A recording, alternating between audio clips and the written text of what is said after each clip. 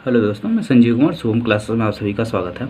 आज का जो ये इम्पॉर्टेंट टॉपिक है ये है कि वैद्युत द्विध्रुव के कारण वैद्युत विभव बिल्कुल सेम उसी तरीके से कैलकुलेट करना है जैसे हम वैद्युत क्षेत्र की तीव्रता, यानी पहले चैप्टर में हम वैद्युत द्विध्रुव के कारण वैद्युत क्षेत्र की तीव्रता कैलकुलेट करते थे। बस थोड़ा सा इसमें जो है वहाँ पे नीचे आर स्क्वायर रहता है, यहाँ पे आर स्क्वायर, वहाँ पे Q1 Q2 होता है। ठीक है, यहाँ पे आपका जो है आर स्क्वायर की जगह केवल आपका आर होगा। ठीक है, Q बाई आर, वहाँ पे क्या था Q बाई आर स्क्वायर होता था, बस केवल आर का ही फर्क है। तो बिल्कुल दोनों एक चैप्टर एक दूसरे से मिलते जुलते हैं। जिसका भी फर्स्ट चैप्टर अगर अच्छे से तैयार है, सेकंड चैप्टर में उसको कोई प्रॉब्लम नहीं होनी है। तो अगर फर्स्ट चैप्टर आपका अभी तक नहीं तैयार है तो पिछले जो लेक्चर्स पड़े हुए हैं फर्स्ट वीडियो के, यानी पहले चैप्टर के, वो आप उसको देख के अच्छे से तैयार कर लीजिए। ठीक है, आइए इसमें देखते हैं। पिछले वीडियो में हमने किसी आवेश के कारण, बिंदु आवेश के कारण वैद्युत विभव हो गया था। तो आज जो है अच्छी स्थिति। अब वैद्युत द्विध्रुव की तीन केसेस आपको पढ़ने हैं। पहला अच्छी स्थिति, दूसरा निरक्षीय स्थिति, तीसरा जो है काफ़ी इंपॉर्टेंट एक बहुत बार पूछा जाता है जिसमें आपके अच्छी और निरक्षीय दोनों क्या हो जाते हैं, शामिल हो जाते हैं, यानी उसको कहते हैं व्यापक स्थिति। ठीक है, तो सबसे पहले अच्छी स्थिति के बारे में जानिए। वैद्युत द्विध्रुव क्या है, पहले चैप्टर में ये क्लियर किया गया था। ठीक है, कि दो समान परिणाम में समान और नेचर में विपरीत आवेश एक दूसरे से अल्प दूरी पर स्थित हो, तो इस प्रकार से जो निकाय हमारा बनता है वो वैद्युत द्विध्रुव कहलाता है। मान लेते ये कोई वैद्युत द्विध्रुव ए बी है, यहाँ पे -Q चार्ज है, यहाँ पे +Q चार्ज, ये वैद्युत द्विध्रुव बन गया। अल्प दूरी यानी इनके बीच की जो दूरी है वो मान लिया हमने 2L है, इसका सेंटर पॉइंट O है। ठीक है, यहाँ से सेंटर पॉइंट से R दूरी पर स्थित कोई पॉइंट P है, जहाँ पे हमें क्या करनी है, वैद्युत क्षेत्र की तीव्रता कैलकुलेट करनी है। अब जो है इसी पॉइंट पर हमें क्या करनी है, तीव्रता नहीं, विभव कैलकुलेट करना। तो अब देखिए ए बी, पॉइंट बी से इसकी दूरी कितनी है, यहाँ से इसकी दूरी टोटल R है। ठीक है, अब देखो ये 2L है तो ये L इधर हो जाएगा इतना, L इधर इतना। ठीक है, क्योंकि ये O जो है क्या है आपका सेंटर पॉइंट है, क्लियर हो रहा। तो B से वो चित्र से क्या मिल रहा हमको, चित्र से क्या देखने को मिल रहा, BP कितना हो जाएगा, यहाँ से यहाँ तक R है, R में से L इतना निकाल लेंगे तो ये मिल जाएगा ना, R माइनस L। AP यहाँ तक R है, L और R प्लस L। ठीक है, डिस्टेंस मिल गई। ओके, अब लिखो बिंदु यानी +Q आवेश के कारण बिंदु P पर वैद्युत विभव कितना होगा। +Q आवेश के कारण बिंदु P पर विभव, बिंदु P पर विभव कितना होगा। ठीक है, तो बिंदु P पर विभव यानी VB, आवेश कहाँ B पर है, तो VB equal to 1/4πε0 Q by R। R का मतलब कितना, डिस्टेंस कितनी है हमारी BP, और BP की अब वैल्यू रख लो। BP की वैल्यू कितनी है, ऊपर निकाली गई है, 1/4πε0 Q by R minus L। ठीक है, इक्वेशन नंबर 1, -Q आवेश के कारण, -Q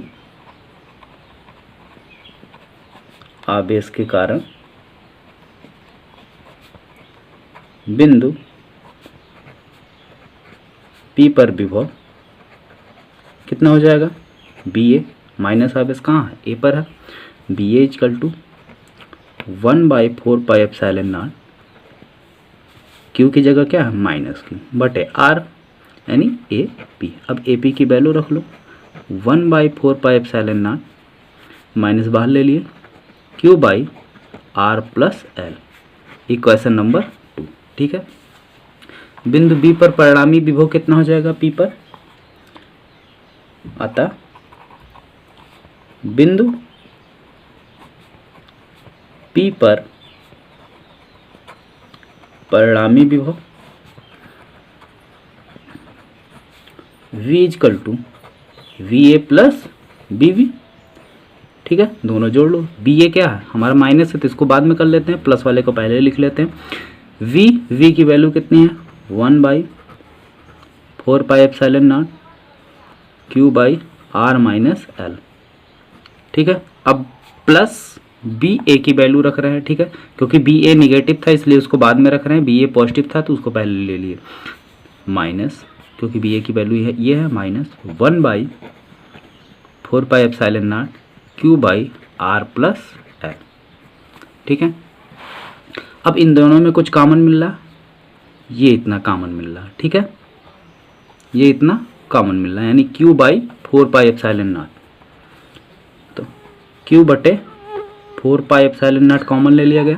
ठीक है, अब यहाँ पर बचा हमारा 1/r minus L minus 1/r plus L.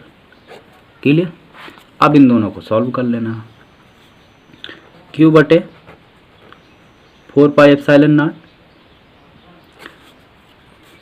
तिरछा गुणा कर लो, इधर हो जाएगा r plus l minus r minus L बटे r minus L r plus l. ठीक है, तो अब एक ब्रैकेट में a प्लस बी, एक में a माइनस बी, क्या हो जाएगा a square minus b square.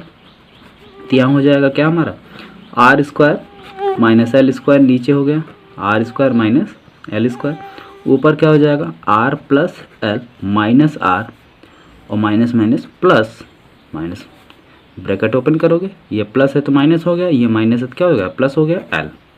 ठीक है, r से r आपका क्या हो गया कैंसिल आउट हो गया, l और l मिलकर कितने हो गए 2l। तो q by 4 pi epsilon not 2l बटे r square minus l square. ठीक है, ये देखो 2ql ये क्या होता है, सिंस p इक्वल टू क्या होता है 2ql, p क्या है वैद्युत द्विध्रुव आघूर्ण। ठीक है, वैद्युत द्विध्रुव आघूर्ण, तो ऊपर क्या हो गया 1/4 pi epsilon naught p by r square minus l square. अब देखो फिगर पे आओ, r की अपेक्षा l काफ़ी छोटा है। अब अगर r का स्क्वायर करोगे यानी बड़े का स्क्वायर करोगे तो और बड़ा हो जाएगा, अगर छोटे चीज़ का स्क्वायर करोगे और छोटा हो जाएगा। जैसे मान लो l इक्वल टू हमने ले लिया कितना 0.5, इसका स्क्वायर करोगे कितना हो जाएगा l स्क्वायर इक्वल टू 0.25 और r की वैल्यू मान ले लेते हम ले लेते हैं 5, तो इसका स्क्वायर करोगे कितना हो जाएगा 25। अब देखो r की अपेक्षा यानी 5 की अपेक्षा 0.5 तो छोटा तो है ही है, लेकिन जब इसका बर कर दिया गया तो ये 25 हो गया और बड़ा हो गया, और इसका बर किया तो और छोटा हो गया। ठीक है, तो इसलिए वही चीज़ यहाँ पे लिख के उसके निगलेक्ट कर लेंगे। Since r is greater than l, अतः ये इम्प्लाइज करेगा r square is very very greater than l square, अतः l स्क्वायर को नगण्य मानने पर। ठीक है, नगण्य मानने पर, तो इसको नगण्य मान लेंगे यानी 0। ठीक है, तो क्या मिलेगा हमको 1/4 pi epsilon naught p by r square. ये है किसी वैद्युत द्विध्रुव के कारण किसी भी बिंदु p पर जिसकी दूरी वैद्युत द्विध्रुव के सेंटर पॉइंट से r है, वहाँ पर वैद्युत विभव का मान, मात्रक क्या होगा वोल्ट। ठीक है, या जूल बटे कूलम, जूल बटे कूलम, ये इसका एसआई मात्रक है जूल बटे कूलम और ये इसका नॉर्मल मात्रक है। ठीक है, और इसके अगर हम बीमा की बात करें तो बीमा आपको मैंने पहले ही बता दिया है, जूल की बीमा, जूल कार्य का मात्रक होता है, कार्य यानी जूल कार्य का मात्रक होता है, और W इक्वल टू क्या होता है F इंटू डी, एफ की बीमा यानी फोर्स की बीमा mLT की पावर -2 इंटू एल। ठीक है, बटे कूलाम, कूलाम की बीमा होती AT। फिर इन सबको सॉल्व कर लो तो आपकी जो बीमा आती है निकल के वो आ जाएगी mL स्क्वायर T की पावर -3 A इनवर्स। ये आपकी क्या हो गई बीमा हो गई। ठीक है, अब आते हैं आपकी अच्छी स्थिति हो गई। अब निरक्षीय स्थिति की बात करते हैं। ठीक है, निरक्षीय स्थिति में वैद्युत विभव कितना, मान लेते हैं ये हमारा फिर कोई वैद्युत द्विध्रुव ए बी है। ठीक है, ये हमारा क्या है वैद्युत द्विध्रुव ए बी। इसका सेंटर पॉइंट O है, इससे R दूरी पर स्थित कोई पॉइंट P है, निरक्ष पर स्थित कोई पॉइंट P है। अब यहाँ पे क्या करना है, वैद्युत विभव का मान निकालना। तो यहाँ से इसकी डिस्टेंस कितनी हो जाएगी और यहाँ से इसकी डिस्टेंस, ठीक है, जहाँ पर आवेश होता है वहीं से इसकी डिस्टेंस मेजर की जाती है। मान लेते हैं यहाँ -q, यहाँ पे +q आवेश स्थित है। टोटल डिस्टेंस इसकी कितनी है, 2l। ये इसका सेंटर पॉइंट O है, तो जब सेंटर पॉइंट O है तो यानी L इधर इतना बच हो जाएगा और L इधर इतना हो जाएगा, ठीक है। ये OP डिस्टेंस कितनी है, R। अब ये एक समकोण त्रिभुज बन रहा, तो इसमें पाइथागोरस के प्रमेय लगाओगे, तो पाइथागोरस के प्रमेय कहती है कर्ण का वर्ग बराबर आधार का वर्ग प्लस लंब का वर्ग, यानी R² इक्वल टू क्या हो जाएगा, L² प्लस R²। तो इसका क्या हो जाएगा, AP इक्वल टू क्या हो जाएगा हमारा, √L² प्लस R², क्योंकि यही कर्ण है, कर्ण का वर्ग करोगे और वही डिस्टेंस यहाँ भी होगी, BP बराबर भी कितना हो जाएगा, L² प्लस R², ठीक है। Distance clear. आप देखो बिंदु A पर रखा हुआ -q आवेश, यानी -q आवेश के कारण बिंदु P पर विभव कितना हो जाएगा, V A equal to 1/4πε0 -q है तो -q बटे डिस्टेंस कितनी है, AP √L² माइनस R², ठीक, सॉरी प्लस। अब इसके कारण निकाल लो, प्लस q आवेश के कारण बिंदु P पर विभव कितना हो जाएगा, बिंदु P पर विभव VV equal to 1/4πε0 q/√L² plus R², ठीक है। ये हो गया क्वेश्चन नंबर 1 और ये हो गया 2। बिंदु P पर परिणामी विभव कितना होगा, बिंदु P पर परिणामी विभव V इक्वल टू क्या हो जाएगा, VA प्लस BV। वैल्यू रखो दोनों की, VA की value -1/4πε0 q/√R² plus L² plus VA की वैल्यू समीकरण 2 से 1/4πε0 q/√L² प्लस R²। अब देखो दोनों वैल्यू परिणाम में क्या है, बराबर है, लेकिन ये प्लस है तो ये माइनस है, इसलिए ये इससे क्या होगा, कैंसिल हो गया और बिंदु P पर परिणामी विभव कितना आ गया, 0, ठीक है। निरक्षीय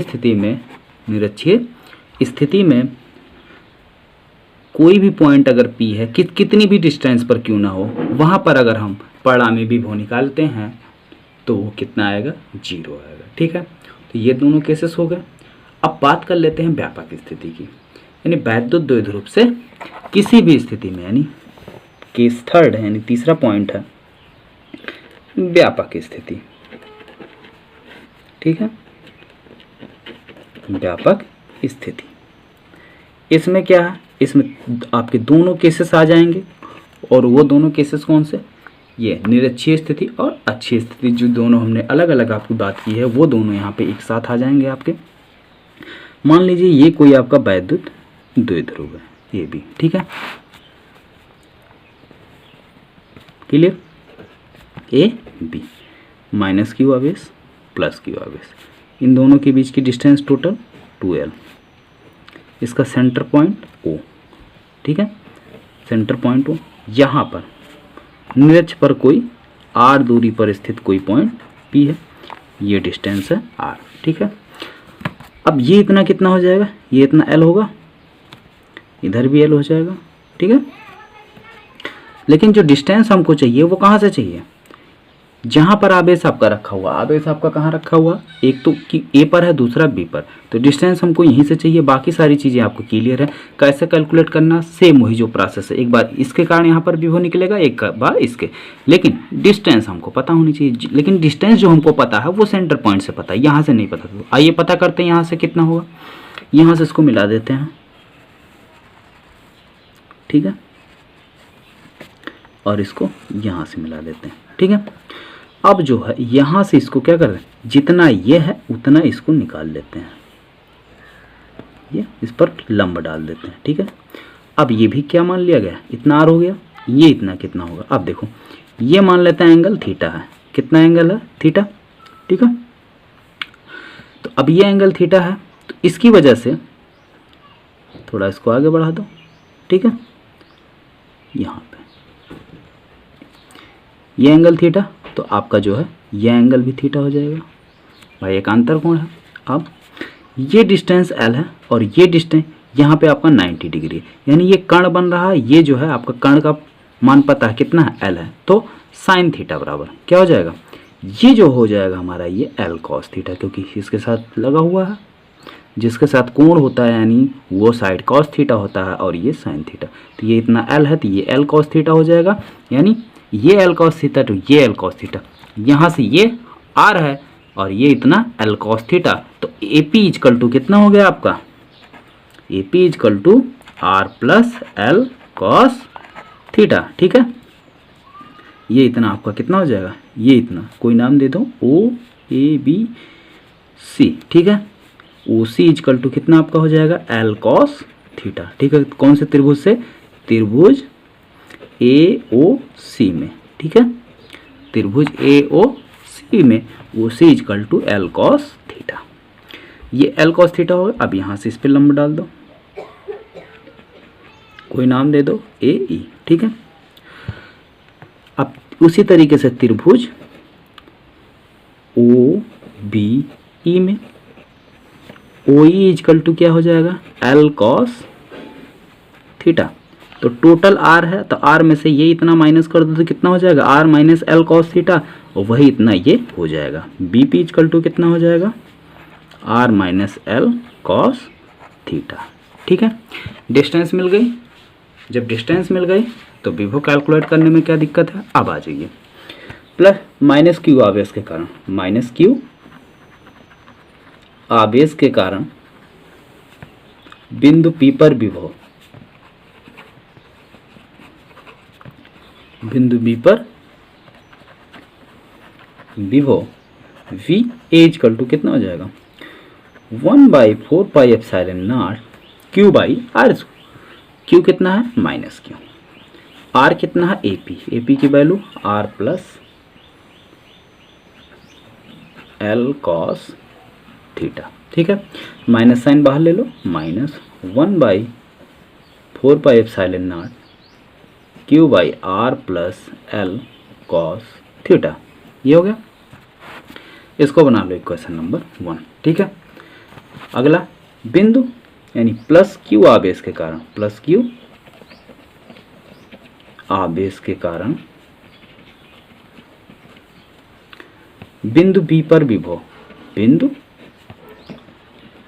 पी पर विभव कितना हो जाएगा, V V equal to 1/4 pi epsilon naught q यानी प्लस क्यू बटे आर बीपी, बीपी की value r minus L cos theta, r minus L cos theta, equation number 2, ठीक है। अब बिंदु पी पर परिणामी विभव, बिंदु पी पर परिणामी विभव v इक्वल टू क्या हो जाएगा, V A plus V B. अब वैल्यू रख लो सबकी।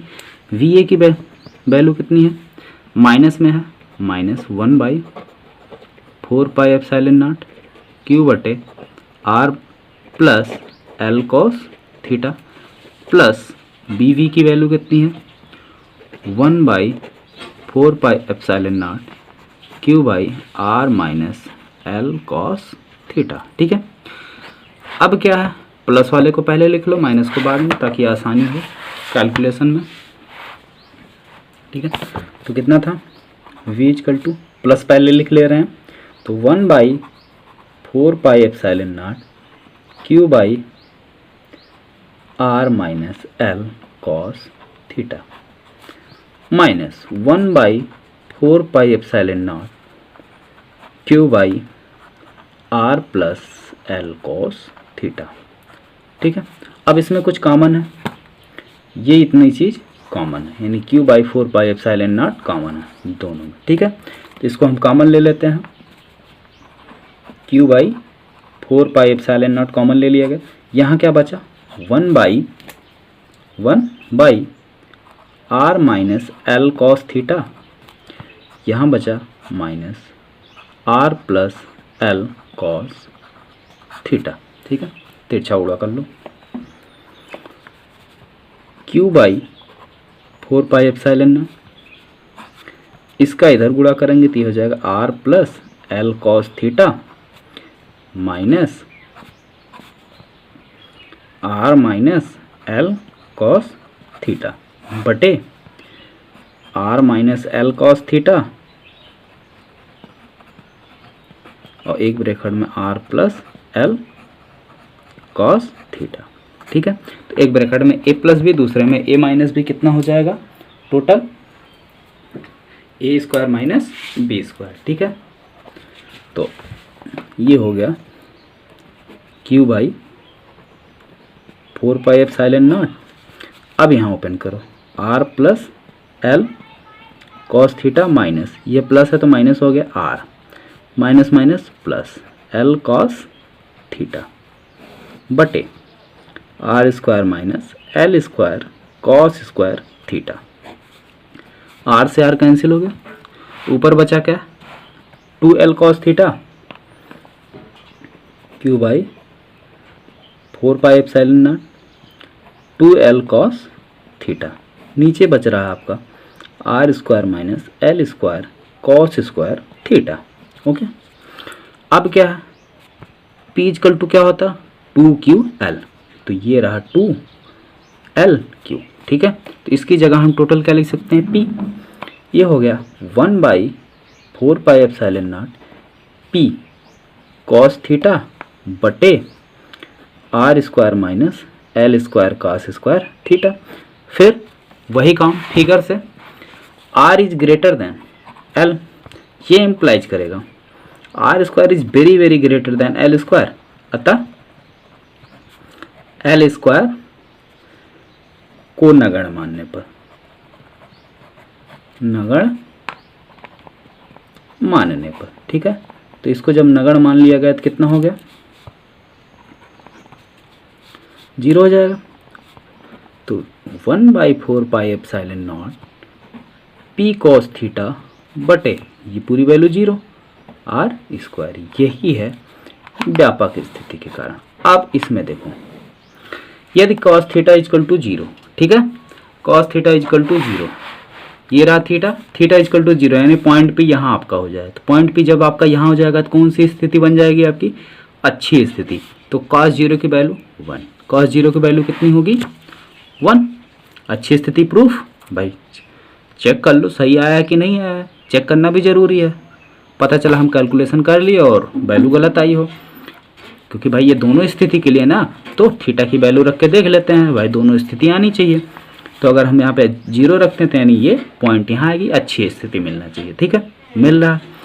cos थीटा इक्वल टू 90 यानी ये पॉइंट पी जो है बिल्कुल 90 अंश पे होना चाहिए, तो कौन सी स्थिति बन जाएगी निरक्षीय, और cos 90 की वैल्यू 0, तो ये वैल्यू 0, तो ये वैल्यू पूरी 0। ठीक है, यानी बिल्कुल सही है। ठीक है, तो इसके आगे का जो नेक्स्ट टॉपिक है वो कल के वीडियो में डिस्कस करते हैं। आज के लिए इतना ही, आप इसको अच्छे से तैयार कीजिए। अगर वीडियो पसंद आया हो तो इसको लाइक और शेयर भी कीजिए, और चैनल को भी आप लोग सब्सक्राइब कर लीजिए, जिससे आपको इस तरीके से जितने भी चैप्टर वाइज आपके हम वीडियो बना रहे हैं, काफ़ी ज़्यादा आई होप हम पूरी आपको समझाने की कोशिश कर रहे हैं। आपको ये भी बोलते हैं कि जहाँ नहीं समझ में आया उसको आप कमेंट बॉक्स में कमेंट कर सकते हैं, जो भी टॉपिक आपको डाउट लगे। बाकी